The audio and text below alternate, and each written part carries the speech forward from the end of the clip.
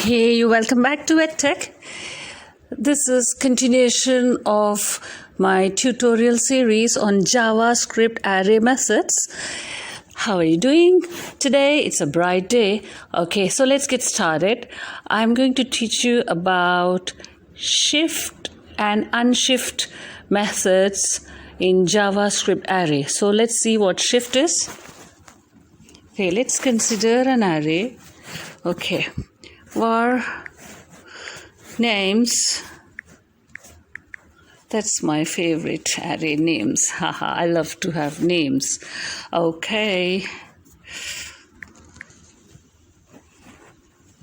Let's consider some beautiful names, starting with Mother Mary. Mary. That's the most beautiful name that I like. Okay. Mike.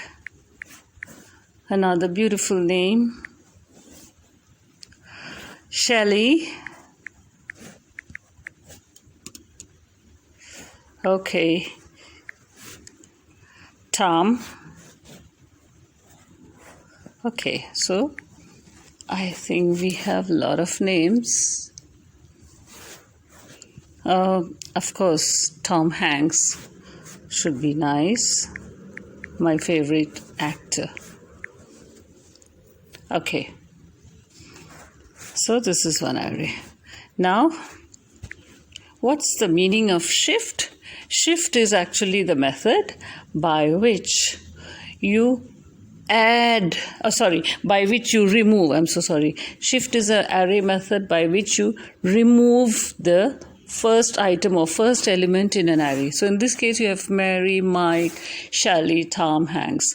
So out of this, that means 1, 2, 3, 4 names are there. So if the first name will be removed, that is, you use the shift for that. You use the shift method. Yeah. So let me consider another variable. Say I call it result or X or whatever. So I want to do this shift method here. So the result of my shift method will be shown here. So let me see names dot. How do you do dot? So append it with a dot, shift. And then the round brackets. That's it. Finish. Then you have to call for the result. So let's say either you can alert it or document.write. So let me alert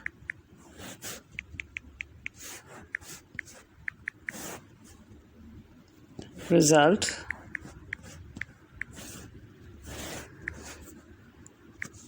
Okay, and see the result. It's Mary. Why? Because what I have removed, Mary. So whenever you do this kind of a method and then call for the new array or the new variable here that I've created. So I'm not calling the old array, but I'm calling the new one. So in the new array or the new variable, actually array is actually a special variable which can hold one or more than one. So in this particular case, I am calling the new array or new variable in which I have done the shift. So by rule, I will get the item that I have removed, which is the first item that I have removed. In this case, what I have removed from names, the variable names or array names, is the item Mary. So that's the result. Now, instead of calling the new variable, if I call the old variable or the old array names, let's see what happens. Yeah, then you get back the array but with Mary removed. So you have the rest of the items with the first one removed. So if you want to get the same array but with one item, the first item removed, which is Mary in this case, then you have to call for that array. So alert the names or document.names or console.log names. But if you call for the next variable or the array, then you will get the item that is removed, like in this case. Okay, now let's consider, so shift is clear now. Now let's consider unshift. Okay, I think I will just do it in the same one. So instead of shift, I just say unshift. Yeah, and then I alert the names, the first array from which in which I have done the method of unshift. So unshift is just the reverse. That means in shift it was removing the first item. In unshift it will be adding a first item. So let me say I want to add Peter. Yeah, and then call for the same array names. So I have Peter added here on top of Mary. So originally Mary was my first name, but now after doing the unshift, I have Peter as a first name. So that's clear. Now the only thing is, if I call for, instead of calling for the array after doing the previous original array, after doing the unshift, if I call for result, the new one, then you will find 5. Now what is 5? 5 is actually the string length. So originally I have Mary, Mike, Shelley, Tom, right? 4. So after adding Peter, it becomes 5. The string length would be 5, right? Because 5 items are there. So if this is the rule of syntax.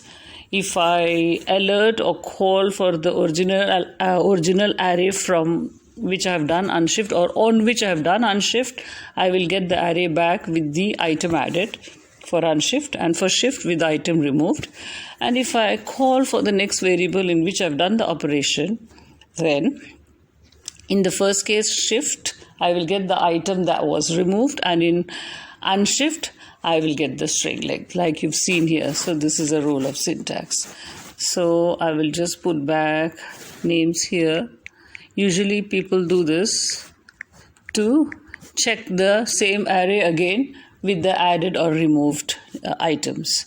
So we see this. That was the idea of doing unshift. When you want something again added, you can even add one more on top of this. Then you'll find again one more name is added. Because if I do var x equals names dot unshift, add another name, Jack, and then if I alert names,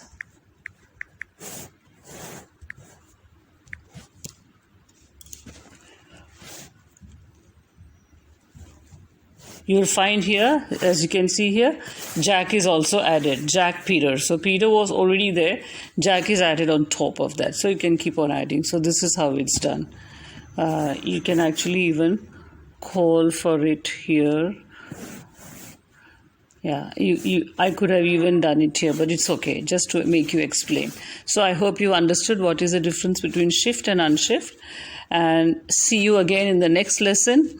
If you enjoy watching such tutorials in JavaScript and you want to watch more until you become an expert or professional rather, and in which you can watch tutorials whereby I understand and I explain in a very humanized manner so that even beginners can understand well, please do subscribe and support my channel by sharing and liking, and give a thumbs up.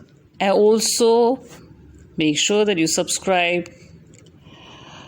Hope you get subscribed and hope you stay safe and hope you enjoyed watching this tutorial. If you have any comments to add, please do add a comment in the section below, and I would be too glad to know that you enjoyed watching this tutorial. And even if you didn't enjoy watching this tutorial, it's okay. You can add in your suggestions, because I'm also just a mediocre developer trying to make things easier for you guys, those who are just beginning out, because I know from where you come. Even I was a beginner once and I used to find such things really, really difficult, but I want to make it very easy for beginners. That's the reason I'm sharing whatever I know with you guys. Hope you enjoyed. Thanks again. Stay safe, stay subscribed. Bye. See you in the next lesson, continuation of my array series.